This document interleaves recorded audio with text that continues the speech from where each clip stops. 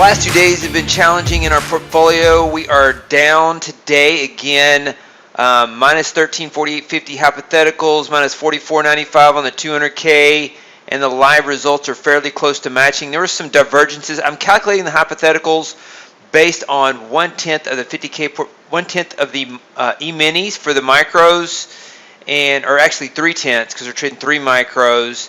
And there were some differences on the trades between the micros and the minis. And so the actual hypotheticals are different, but I'm calculating it from the E-minis perspective. And I'll show you that in the chart.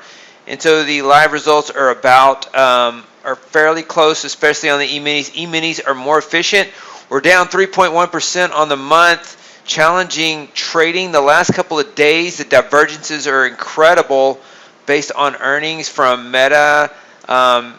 Really creating a skew in the market internals. We focused on the market internals because those work best long term. Last couple of days, those market internals have really been skewed, really pointed bullish early on, head faked bullish the last 2 days very early on, creating a uptrend guidance, and then the market has sold off. And so really big head fake. You see Meta, which is Facebook, it is down 25% today and 75% from its highs a year ago. I think Mark Zuckerberg lost $100 billion. It's insane. It's lost $800 billion in market cap.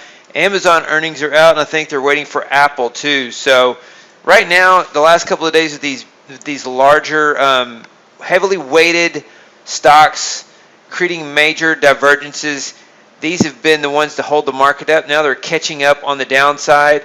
Let's see, you can see the after hours result on Amazon by going down here. US stock pre and post market, it'll chart that. And you can see Amazon getting killed here in the after hours too. Down 22% on Amazon. These are just insane drops in the market.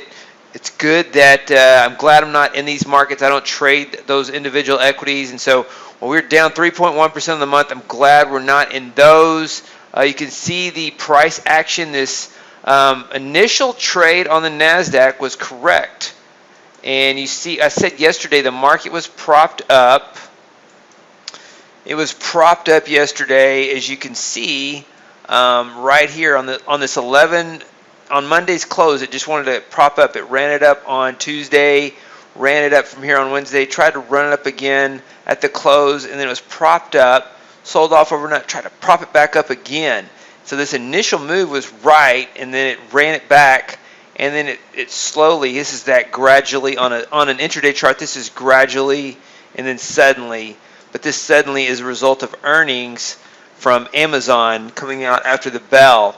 And so we had some trades. It just, it's not like we had short trade. We had one short trade that did well today, but it's not like we had short trades that didn't make, or probably what this propping does the last 2 days is it's in the market internals especially, it's generated some bullish signals when the market is going down. And so we do use the broader indexes tick against a narrower index in the NASDAQ, an advanced decline line. These look at the NYSE, which is 3,700 stocks, and the NASDAQ looks at 100. So sometimes you get these divergences, and so that's what we've seen in the last 2 days is the massive divergences in the market internals.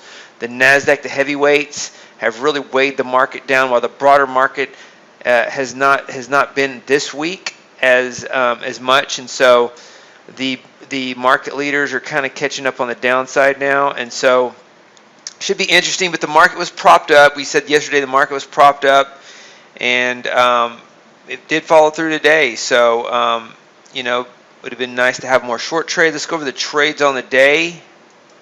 So the highlight of the day was this tick reversal. It came close to its profit target here and then here, and it kept bouncing. And then it got at the end of the day near its profit target. And then when earnings came out, then the trend really happened. So it's a scenario where we are focused on day trades. And so a lot of these big moves are happening pre-market or after hours. And so you miss them.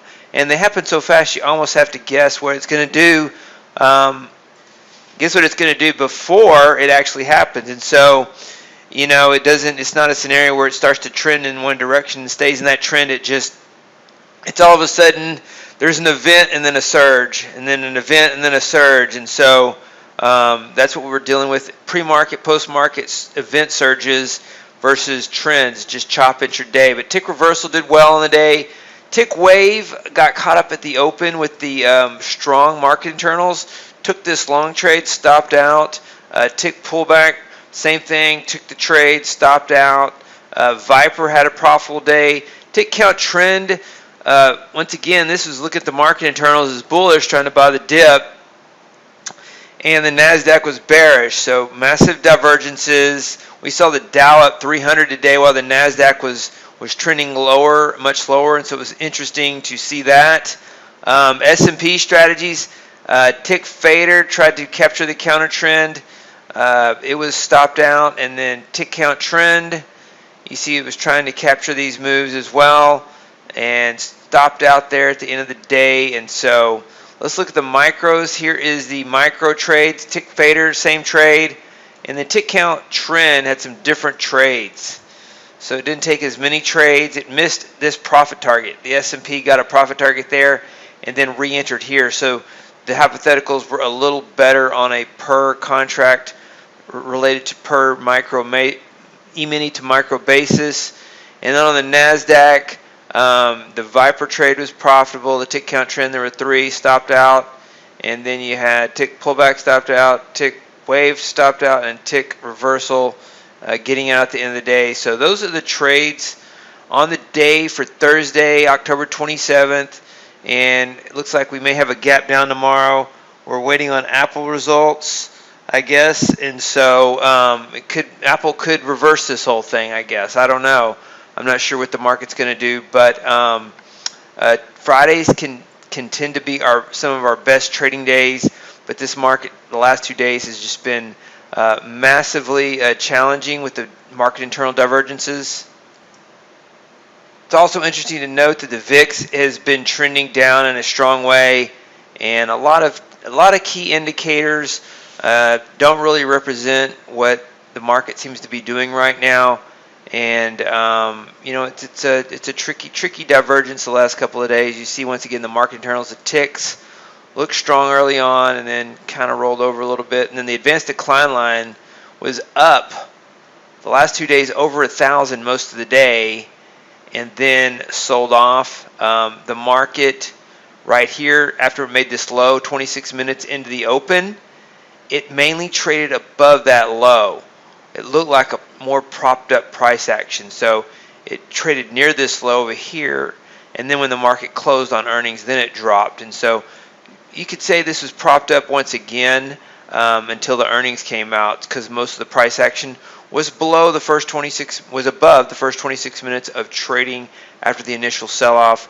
And so propped up, and then the sell-off yesterday, prop up, and then the sell-off. So we continue to see prop-ups, and I would anticipate that the market still has much lower to go. We'll see what happens, though, with the Apple earnings.